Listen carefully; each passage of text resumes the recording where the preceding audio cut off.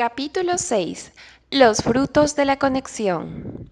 La combinación de estos dos poderes, el razonador, que depende del aprendizaje, y el instintivo, versado finamente en el mismo tipo de conocimiento innato que guía a los demás animales durante todas sus vidas, fruto de sus interacciones, es el carácter humano y la potencialidad exclusivamente humana para eficiencia instintiva e intelectualmente refinada. Jean Lioff, The Commune Concept. Cuando optamos por vivir de una manera conectada con nuestro niño interior, transformando el ego en yo superior, la vida se convierte en una experiencia maravillosa. Nos sentimos en paz, centrados y físicamente sanos, con un sentimiento de plenitud interior y un sentimiento de compasión y unidad con todos los seres vivos. Nos sentimos alegres, incluso cuando estamos tristes. Como dijo Richard, uno de nuestros pacientes, el dolor que siento cuando estoy desconectado es espantoso, pero cuando conecto con mi niño interior, incluso el hecho de sentir su dolor es agradable. El amor propio.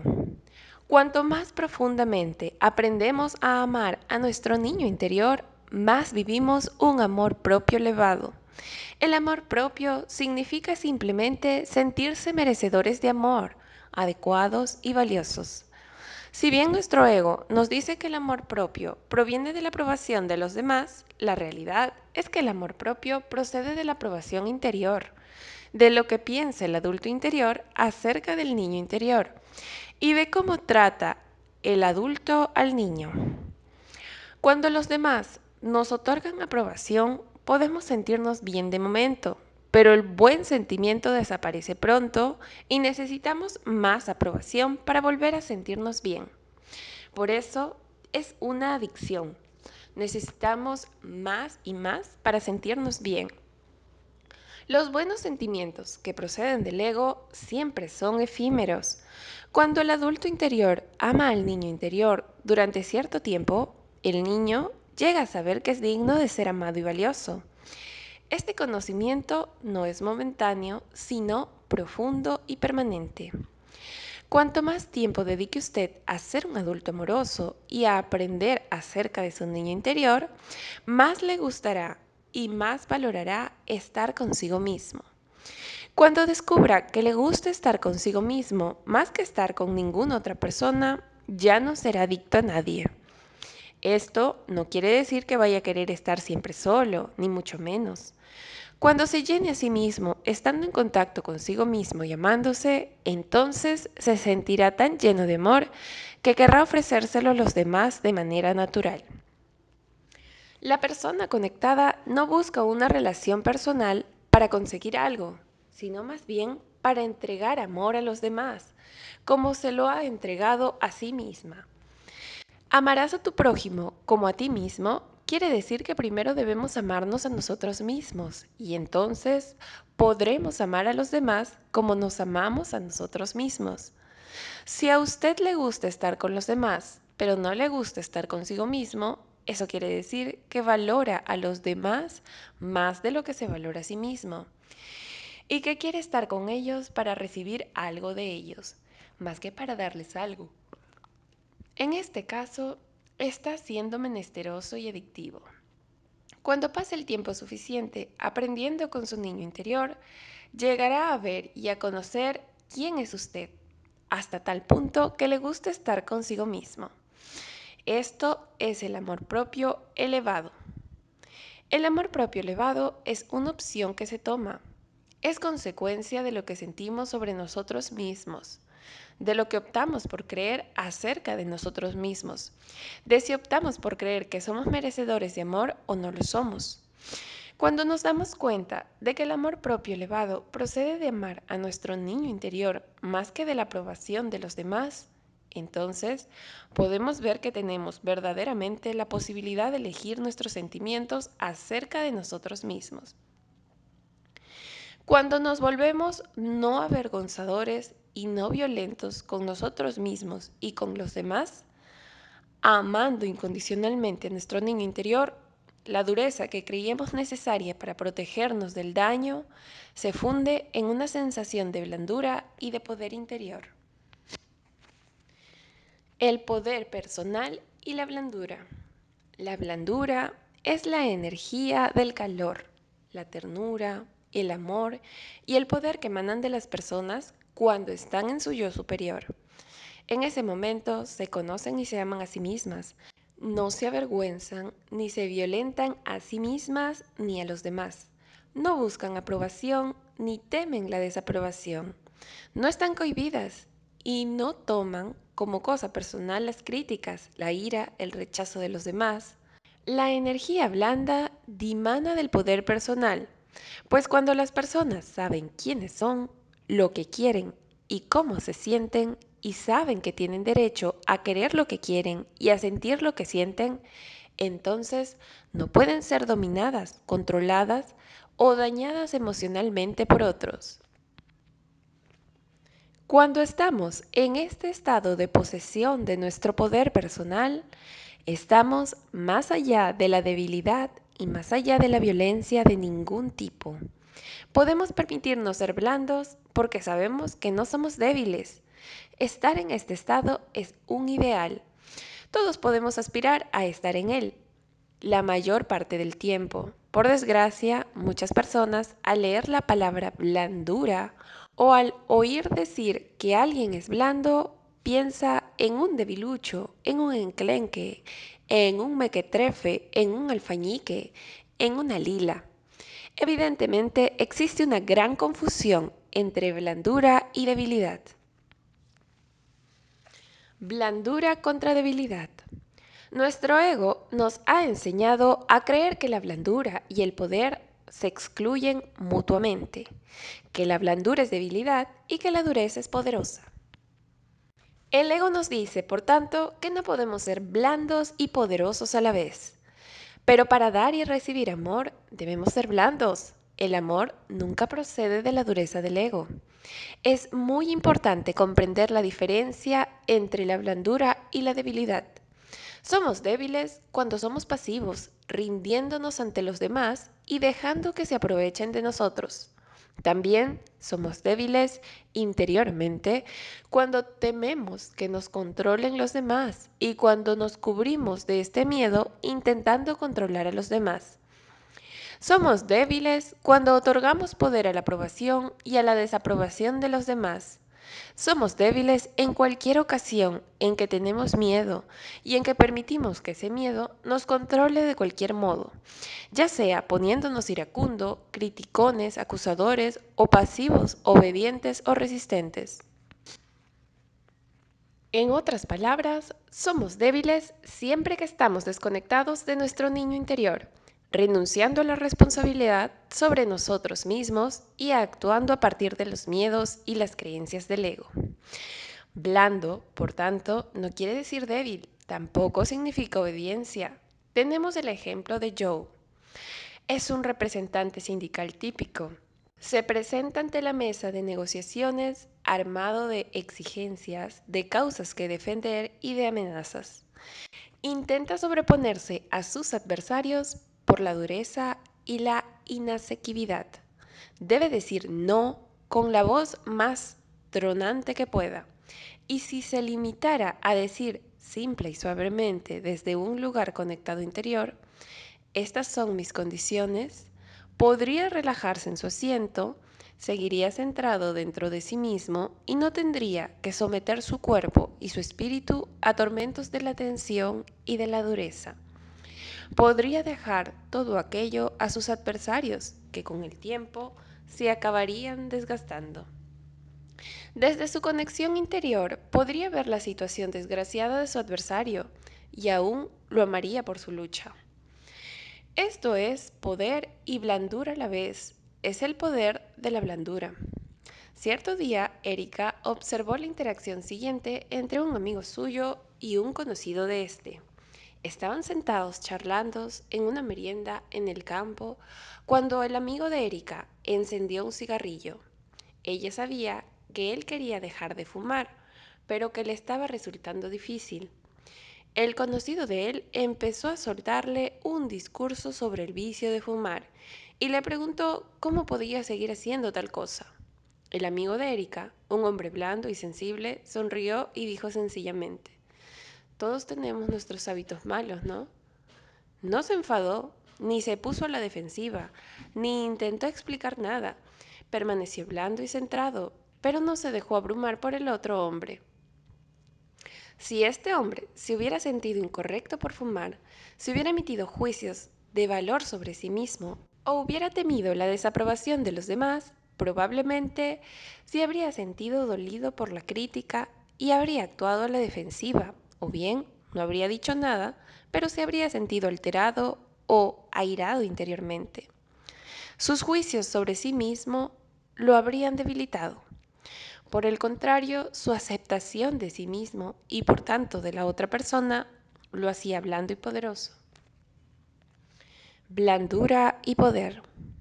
La blandura es como somos cuando estamos conectados y no asustados. Es la manera de ser más poderosa. El falso poder, el poder de dominar y controlar a los demás, se basa en el miedo, y así suele ser como el niño abandonado intenta controlar a los demás e intenta evitar que lo controlen. Es manipulador y nunca crea alegría ni amor propio. El verdadero poder, que es el poder de nutrir, de dar, más que de dominar y de tomar, es blando. Marcia, una paciente nuestra que tiene poco más de 50 años y está viviendo un segundo matrimonio, escribió lo siguiente sobre el poder de la blandura. En mi clase de psicología nos pidieron esta semana que nos repartiésemos en parejas para realizar un ejercicio. Pidieron a los hombres que cerrasen el puño y que se resistiesen a abrirlo. Las mujeres deberíamos abrir aquellos puños de modo que pudiésemos. Cuando me volví hacia el joven que estaba sentado a mi lado y al que solo conocía de verlo en clase, supe instintivamente lo que tenía que hacer. Le miré a los ojos de manera profunda pero tierna y le remangué la camisa. Después le acaricié suavemente el brazo hacia arriba y hacia abajo, como solía hacer con mis hijos cuando estaban tensos. Luego pasé a acariciarle los dedos y a abrirle los dedos uno en uno, mientras no dejaba de mirarle blandamente a los ojos. Se le abrió el puño sin ninguna resistencia. El joven sonreía y parecía transformado momentáneamente. No sabía exactamente lo que había pasado, pero dijo que se sentía de maravilla. Yo también me sentía de maravilla, no por haber ganado, por el hecho de haberle abierto el puño, sino porque me sentía cálida y más próxima a él. Se le había abierto el puño por el poder de la blandura. El profesor se quedó muy sorprendido cuando le relatamos nuestra experiencia, pues, como él esperaba, la mayoría de las mujeres habían intentado abrir por la fuerza el puño de sus compañeros, apretando los dientes y encontrándose con una gran resistencia y fracasando en algunos casos. He pasado casi 10 años de mi matrimonio intentando abrir a mi marido por la fuerza. Nunca ha dado resultado. La dureza y la fuerza solo han sido recibidas con resistencia, ira y alienación. Cuando la ira estaba a punto de cerrarnos para siempre, fui capaz, con ayuda de la terapia, de ponerme en contacto con ese punto blando interior que quiere amar. He tenido que prestar atención y que seguir consciente de todo el tiempo de cuánto estoy conectada y dando, y de cuando estoy desconectada y forzando. Me resulta demasiado fácil saltar de dar a hacer juicios de valor y exigir, de ser blanda y abierta a ser dura y cerrada. En el pasado he sido proclive a juzgar a mi marido sobre todo cuando él faltaba al trabajo. Cuando decía que estaba enfermo, yo sospechaba, y cuando estaba deprimido, yo me enfadaba. Esta semana ha sufrido una operación leve y ha faltado al trabajo. Manteniéndome en contacto con mi blandura, fui capaz de aceptar su ausencia en el trabajo sin hacer juicios de valor y sin preocuparme por el dinero, por su reputación en el trabajo o por sus motivos para quedarse en casa. Él no parecía preocupado, de modo que yo opté por no estarlo tampoco, y no surgió la tensión que esta situación ha provocado siempre. Fui capaz de mantenerme en contacto con mis sentimientos positivos y de sentirme amorosa hacia él. La blandura genuina es poderosa porque no espera nada a cambio. Es autopotenciadora, de modo que en aquellos momentos no estoy atada a la preocupación por lo que voy a recibir a cambio, que limita la entrega y la condiciona. Y sorprendentemente, este tipo de entrega suele tener un impacto muy positivo. Como es tan libre, crea un círculo de amor, un flujo de sentimientos amorosos entre nosotros. En varias ocasiones a lo largo de esta semana he dicho o hecho cosas pequeñas, como fijarme en su aspecto, acariciarle más, preguntarle por su salud y expresarme en general de una manera más amorosa. También él parecía más blando y más abierto. En otras ocasiones, él reaccionó con un vestigio de su antigua ira, aprensión o sospecha, sabiendo que yo me había propuesto ser blanda y libre de juicios, sabiendo que él reaccionaba a la defensiva por la historia de nuestras relaciones, fui capaz de mantenerme blanda y me sentí de maravilla. A los pocos momentos, él se había disculpado y había reconocido que sus acciones eran ofensivas. Por supuesto, yo también me he vuelto muy consciente de mis reacciones y soy capaz de explorarlas rápidamente con él. Este es un gran avance para nosotros, aunque nos queda mucho más trabajo y más que curar por delante. Pero en cuanto uno descubre lo que siente al ser blando, cuando ve el efecto poderoso que puede tener sobre las relaciones con uno mismo y con los demás, no le importa hacer lo que sea necesario para ser así todo el tiempo. Históricamente hemos amado a las personas verdaderamente blandas y poderosas, pero estas en general han acabado trágicamente. Personas como Gandhi, Martin Luther King o Jesucristo. Estas personas se encontraron con dureza como reacción ante su blandura e inocencia. El ego humano está decidido a destruir la blandura, pues teme secretamente el poder de ésta. El ego tiene miedo de cualquier cosa que amenace su poder sobre nosotros. ¿Por qué, pues, tendría nadie la motivación para ser blando? La respuesta es que se debe a que la rudeza o dureza no aporta alegría a nadie. Se puede ser duro y no amoroso, o se puede ser regocijado.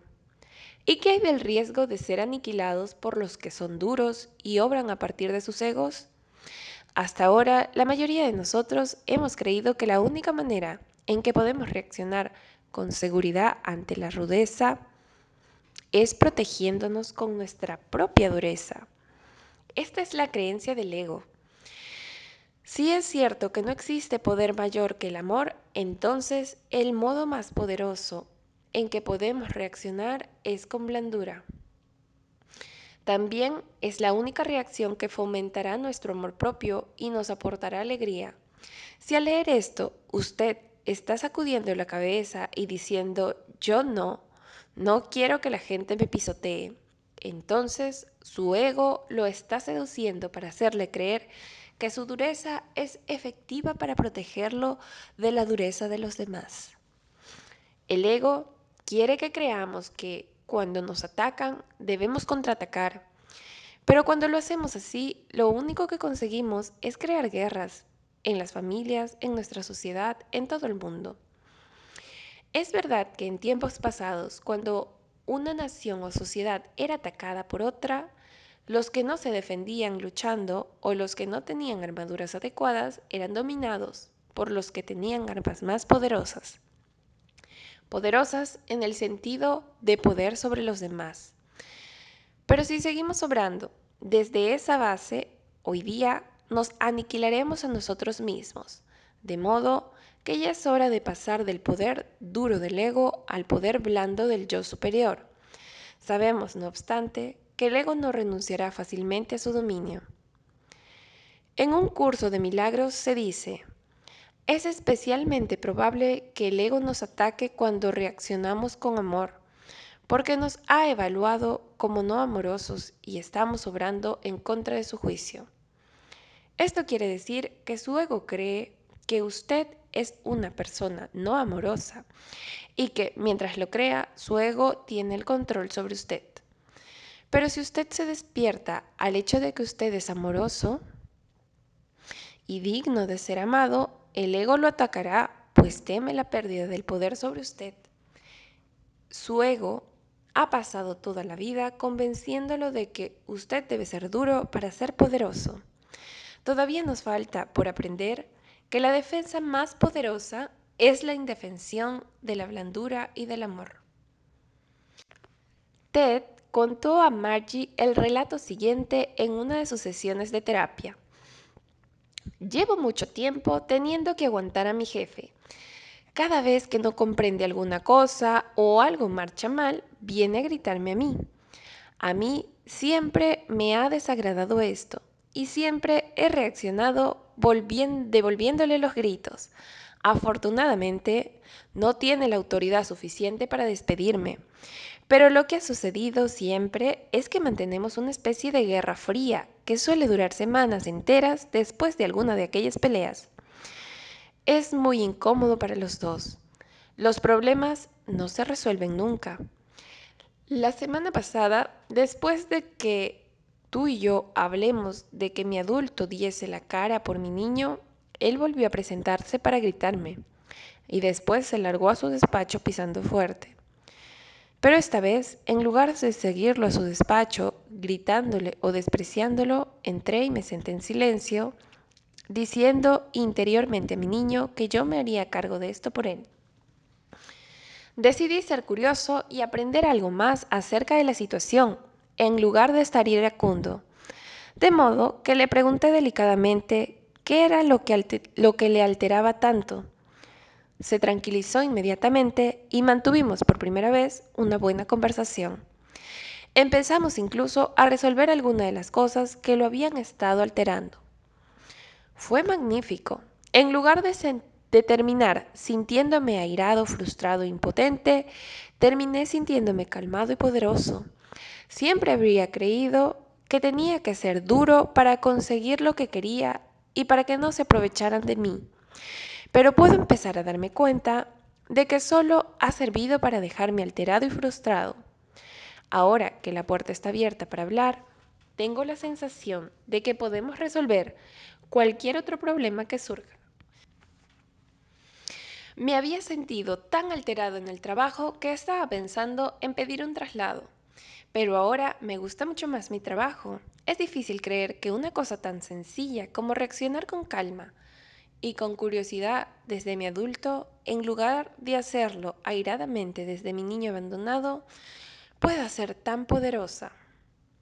Ivy, en una de sus sesiones con Erika, relató la experiencia siguiente que había tenido con su esposo Jack y con el hijo de ambos, Brett, de 19 años, que tenía vacaciones en la universidad y estaba en casa.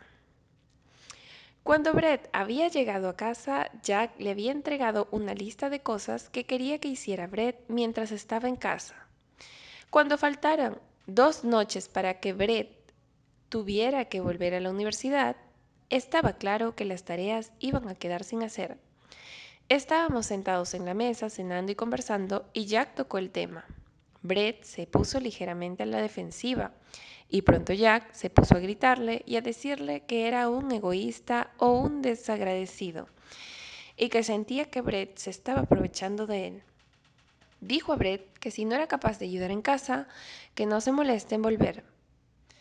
Brett se puso a gritar a su vez. Me parece bien, en todo caso no me gusta estar aquí. En este punto, yo hice intervenir a mi adulto y decidí intentar comprender lo que estaba pasando. De modo que dije en voz baja a Brett: cariño, debe existir un buen motivo por el que no quieres ayudar aquí. Creo que eres una persona generosa, pero parece que aquí no quieres dar nada de ti. ¿Tienes idea del motivo? Él me respondió, en realidad he estado pensando mucho en la cuestión. No estoy completamente seguro de todos los motivos, pero creo que tiene que ver algo con que me siento controlado. Cuando otras personas me piden que haga cosas, me siento bien ayudándoles, pero también sé que puedo decir que no sin que se enfaden conmigo. Pero cuando vosotros me pedís que haga cosas, en realidad no me lo estás pidiendo, me lo estás exigiendo, y eso no me gusta. Después de aquello, los tres pasamos una hora entera hablando. Fue una de las mejores conversaciones que hemos tenido nunca. Brett siempre había sido un chico muy introvertido. Siempre ha sido difícil hacerlo hablar, pero cuando le pregunté qué sucedía de una manera blanda y amorosa, se abrió con mucha facilidad. Me encantó de verdad hablar con él de esa manera. Y desde que él volvió a la universidad, hemos seguido manteniendo buenas conversaciones. Ivy está descubriendo lo muy poderosa que es la blandura y lo gratificantes que pueden ser sus interacciones cuando la intención es amar y aprender, en lugar de protegerse a sí misma con su ira o críticas o amenazas.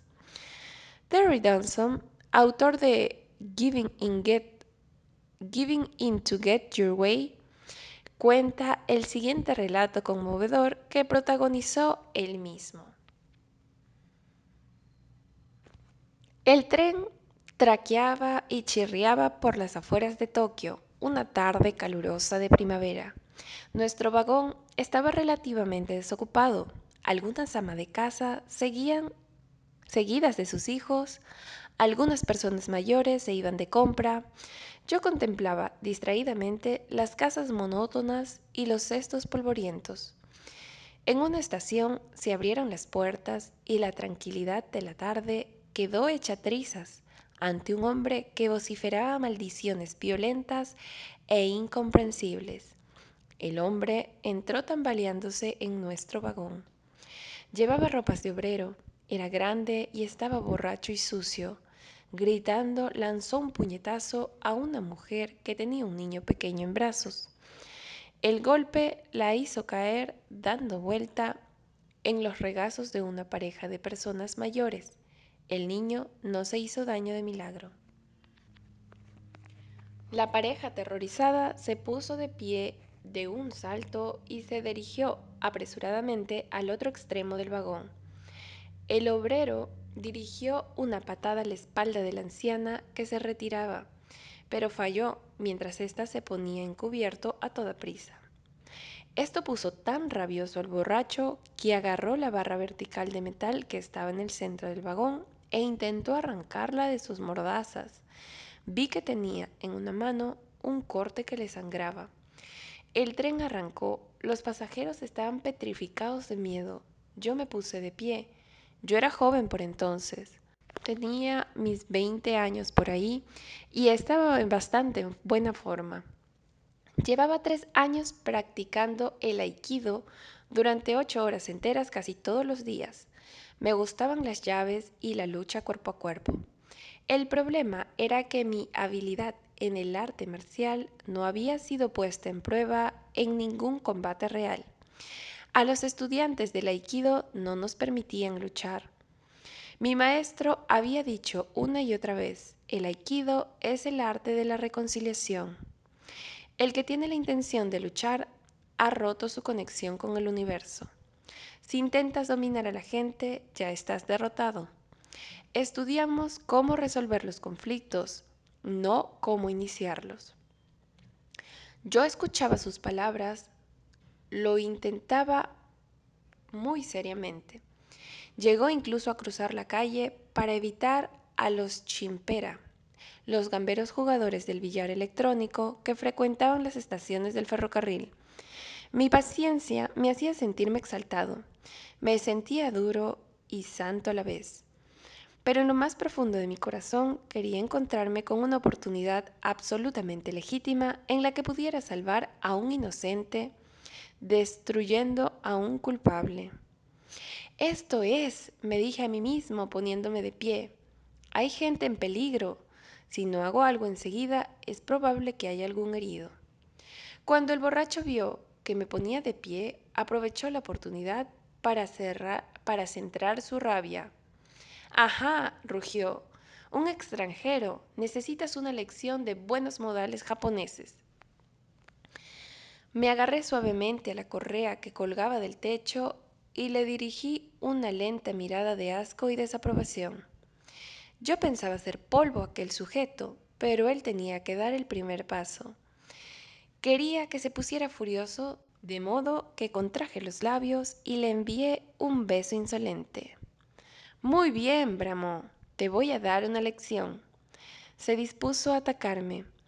Una fracción de segundo antes de que pudiera moverme, alguien gritó ¡Eh!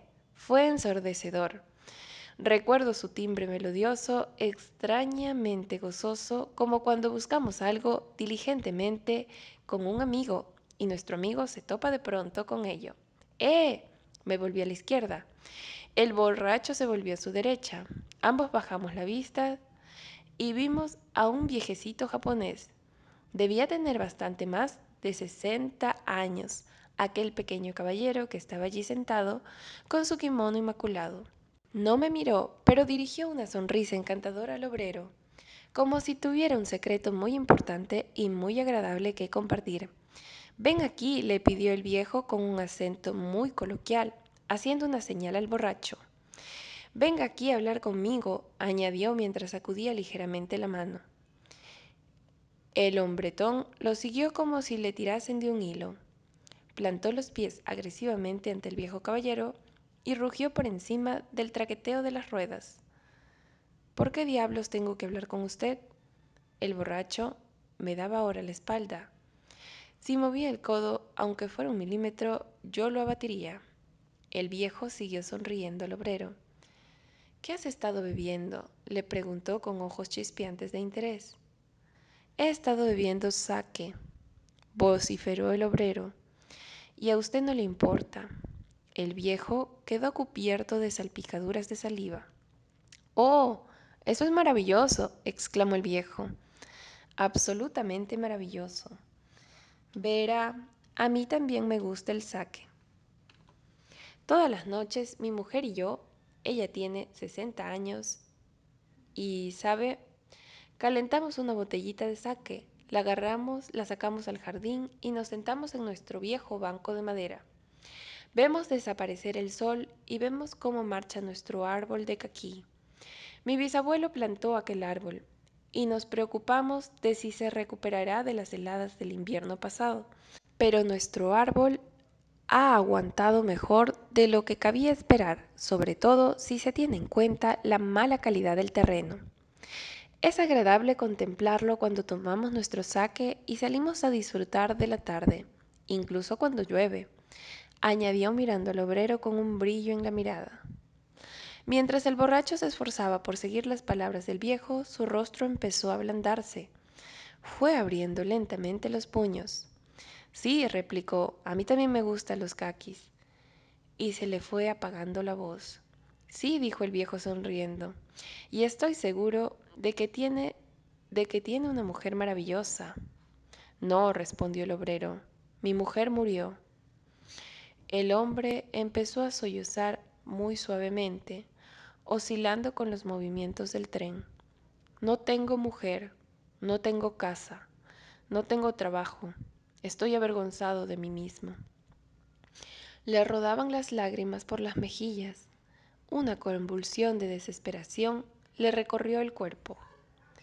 Ahora me tocaba a mí, allí de pie, en mi inocencia juvenil, tan reluciente, en mi escrupulosidad de defensor del mundo para la democracia, me sentí de pronto más sucio que él. El tren llegó a mi estación. Cuando se abrieron las puertas, oí al viejo que chasqueaba con simpatía. Vaya, vaya, decía, es una situación verdaderamente difícil. Siéntese aquí y cuéntemelo. Volví la cabeza para echar un último vistazo. El obrero estaba echado en el asiento con la cabeza en el regazo del viejo.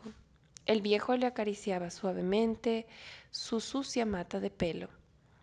Cuando el tren se marchó, me senté en un banco, lo que yo había querido hacer con los músculos se había conseguido con el amor.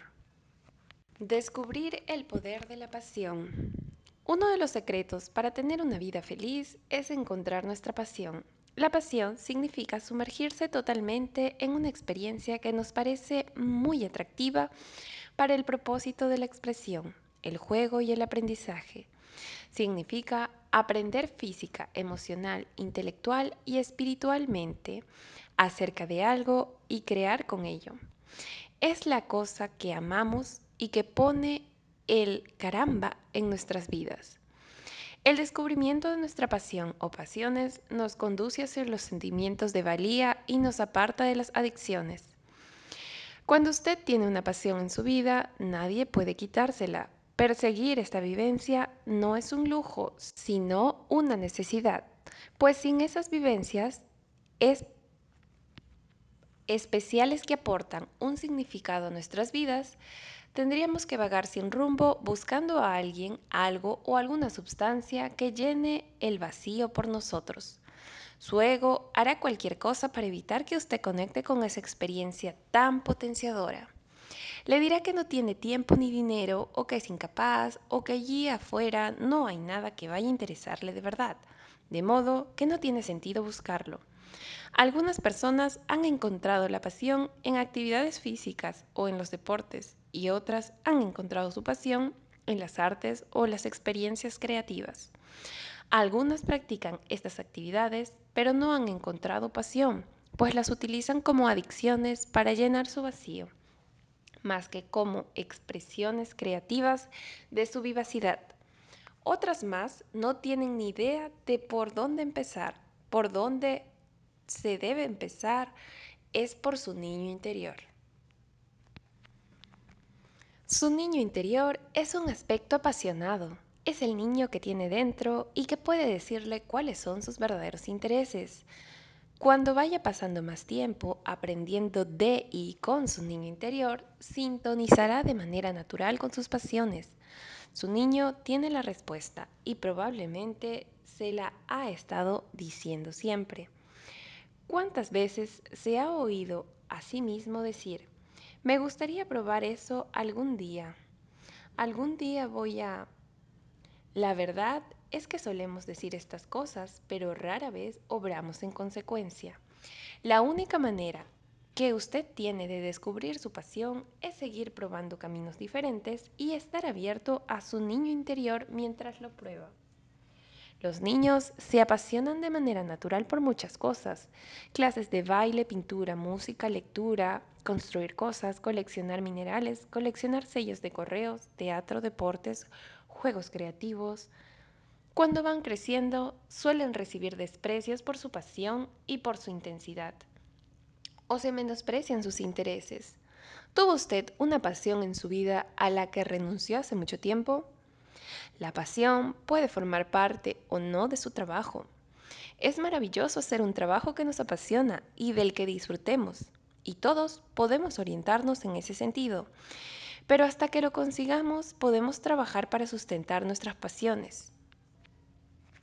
Eso da más significado a nuestro trabajo y aporta a nuestras vidas un enfoque regocijado. Muchas personas con las que trabajamos están luchando por encontrar su pasión. Una mujer, Beverly, compartió con nosotros la experiencia siguiente. Yo solía hacer trabajos manuales de niña y me encantaba. Había vuelto a practicarlos y me divertía mucho. Pero hablando recientemente con mi niño interior, descubrí lo que éste quería de verdad. Era aprender a dibujar. Mi parte adulto había llegado hacía mucho tiempo a la conclusión de que yo no sabía dibujar, de que tenía que contentarme con los trabajos manuales, pero yo decidí probar a ver qué pasaba. Me apunté a una clase de dibujar con el lado derecho del cerebro y me estoy divirtiendo tanto que no me lo creo. Al principio era duro, pues mi ego no hacía más que decirme que todos lo hacían mejor que yo y que pasaría vergüenza, pero finalmente mi adulto amoroso asumió el control y le dijo a mi niño que no importa lo que piensen los demás, que estábamos allí para pasarla bien y que yo lo querría sin que me importase cómo dibujase él. Bueno, imagínense mi sorpresa cuando descubrí que sabía dibujar. Mi niño está encantado de que yo asumiera el riesgo y de que le otorgase la libertad de fracasar. Me pregunto cuántas cosas soy capaz de hacer de las que antes tenía por imposibles. Beverly tomó la opción consciente de abrirse a su niño interior. Ha ensayado muchas actividades de un modo semejante. Cada vivencia estuvo llena de aprendizaje y de alegría, y cada vivencia la animó a probar otra. Estas vivencias la conducirían a la larga hasta su pasión. Creemos que uno de los motivos por los que tantos adolescentes se dan a las drogas es el aburrimiento. Hemos advertido que a los adolescentes cuyas vidas están llenas de actividades emocionantes, creativas e instructivas, les queda poco tiempo libre para el alcohol y las drogas. En otras palabras, los adolescentes y también los adultos que están conectados con la alegría y el gozo de su niño, que viven la emoción y la pasión en sus vidas y cuya intención primaria es aprender y crear, más que evitar la responsabilidad de su aburrimiento, de su dolor, de su alegría, no tienen necesidad de adicciones ni escapismos. Cuando usted se vuelve consciente de las pasiones de su niño, le toca a usted, como adulto amoroso, actuar basándose en ellas y no permitir que sus miedos al fracaso se le interpongan. Si su niño interior quiere pintar, depende de usted comprar pinturas y encontrar el tiempo y el lugar, aunque usted tenga miedo de no poder hacerlo. Es esencial actuar en nombre de su niño, a pesar de sus miedos, si quiere amar y apoyar a su niño.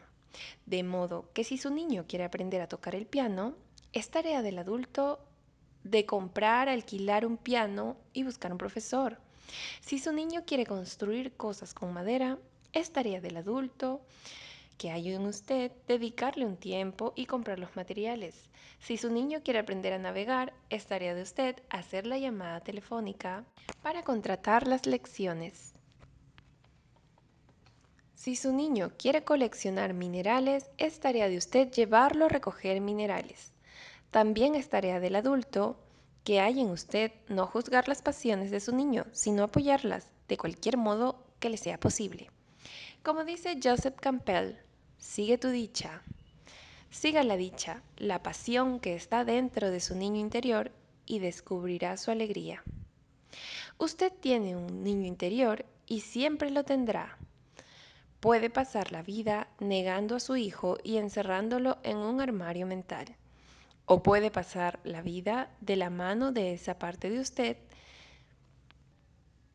que es su alegría y su tristeza, además de su creatividad, su pasión y su blandura. El desarrollo de la pasión es un fruto natural de su labor de curación interior. Si no ha descubierto todavía su pasión, tenga paciencia. Cuando la herida de su niño no amado sane a través de su repaternización amorosa, su pasión saldrá a relucir. Las relaciones amorosas. Solo podemos tener lo que deseamos: amor propio elevado, poder personal, vivacidad y pasión, y relaciones amorosas si vamos aproximándonos al amor incondicional de nosotros mismos y de los demás. Amar a nuestro niño interior conduce a amar a los demás, lo que conduce a su vez a las relaciones amorosas. El diagrama siguiente lo ilustra: amor propio, doble condicional, amorosos con el niño interior y todos entrelazados, amorosos con los demás y amor propio. Para amar a otro debemos amarnos a nosotros mismos. Es en esos momentos en que nos amamos y nos aceptamos a nosotros mismos cuando estamos en nuestro super yo y somos capaces de amar a otros. Ser amorosos con los demás es un acto de amor a uno mismo, pues nos hace felices y eleva nuestro amor propio. Para amar a otro debemos estar dispuestos a hacernos felices, siendo conscientes y actuando en nombre de las necesidades de nuestro adulto y nuestro niño. Cuando hacemos responsables de nuestra felicidad a otra persona, también tendemos a culpar a esa persona de nuestra infelicidad. Cuando acusamos a otras personas de nuestra propia infelicidad, no estamos siendo amorosos con ellas. Cuando asumimos la responsabilidad de nuestra propia felicidad y nos comportamos de una manera amorosa con nosotros mismos, entonces somos capaces de amar a los demás. El amor es una función exclusiva del superyo. El yo superior es amor y quiere amar, mientras que el ego solo le importa recibir amor y evitar el dolor. Podemos estar asustados y doloridos y seguir amando, pero no podemos protegernos a nosotros mismos de los sentimientos y de ser responsable de nuestros miedos y dolores, y al mismo tiempo amar. La madre que ama a su niño y que lo protege de un intruso o que lo rescata de un edificio en llamas está expresando amor a pesar de su miedo. Pero esa misma madre puede reaccionar ante las malas calificaciones escolares de su niño, teniendo miedo de ser una mala madre, y puede protegerse a sí misma, a continuación, acusando al niño o castigándolo. Aunque ama a su niño, cuando su miedo toma el mando, ella se desconecta de su niño interior y no es amorosa con su hijo o hija. Nosotros tomamos en cada segundo de nuestras vidas la opción de amar o no amar, de estar conectados en nuestro ego o estar conectados en nuestro yo superior. Cuando sentimos miedo, podemos optar por protegernos a nosotros mismos, desconectándonos, pero podemos igualmente optar por amar, aunque estemos asustados o doloridos. Este es un objetivo al que nos aproximamos continuamente cuando optamos por aprender con nuestro niño interior y por explorar y plantar cara a las creencias falsas de nuestro ego.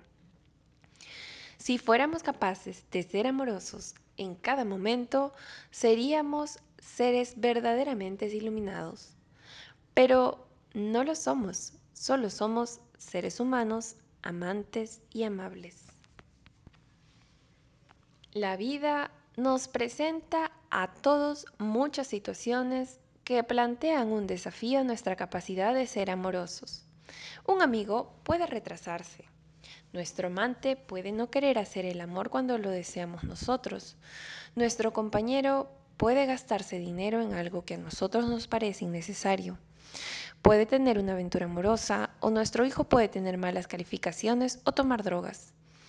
Cuando usted haya realizado su trabajo interior y haya aprendido a amar al niño que tiene dentro, reaccionará con naturalidad ante los demás de modos amorosos, sea cual sea el problema, estableciendo así relaciones amorosas en su vida. Dave, un paciente nuestro, escribió el texto siguiente que tituló La autoconciencia y el niño interior. Mi trabajo de autoconciencia comenzó en el mes de agosto de 1975, cuando empecé a someterme a terapia de electrochoque. Desde ese momento hasta hace poco tiempo he seguido esta forma de desarrollo, interrumpiéndola únicamente por actividades relacionadas con mi trabajo. La alegría de estar conectado brevemente conmigo mismo me condujo a un apego a la EST, la terapia de electroshock. A pesar de las diversas advertencias que me hicieron, casi todos los que seguíamos la EST éramos capaces de decirnos los unos a los otros cómo debíamos ser. Estábamos iluminados. Por fin, cansado de difundir la palabra y de enfrentarme a otras personas que no estaban dispuestas a desarrollarse, me detuve para observar a fondo mi propio desarrollo. A fuerza de escuchar las reacciones de las personas con las que compartía mis experiencias de iluminación, me di cuenta de que me había quedado atorado. Me preocupaba la idea de que yo no había resuelto todavía algunos conflictos personales importantes, aunque exteriormente daba la impresión de conocer todas las respuestas.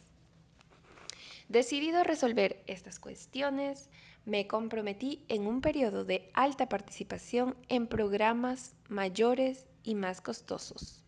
A veces me sentía maravillosamente y naturalmente había cada vez más datos que consumir, pero avancé muy poco en el sentido de enfrentarme a las cuestiones principales de mi vida personal.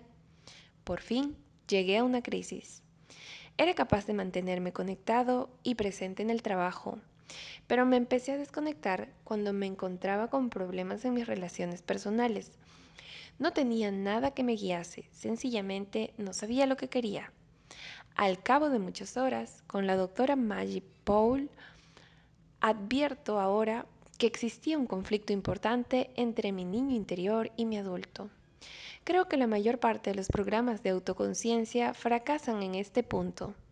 Trabajando con mi niño interior, escuchando con intención de aprender y actuando en nombre de mi niño y de mi adulto, he resuelto la mayor parte de mis cuestiones personales muy arraigadas. Este trabajo es la pieza cuya falta conducía a la insatisfacción que había experimentado antes. Es un proceso fundamental que puede conducir a un cambio verdadero y la alteración de las pautas de conducta. Hasta ahora, la mayor parte de los programas han enseñado atención, responsabilidad y aceptación de pautas de conductas con las que tenía que seguir enfrentándose mi adulto. Mi niño interior no tenía unos medios de comunicación efectivos, de modo que yo no podía aprender de él. Ahora puedo sentirme bien de manera duradera y que me sienta bien depende de mí y de nadie más.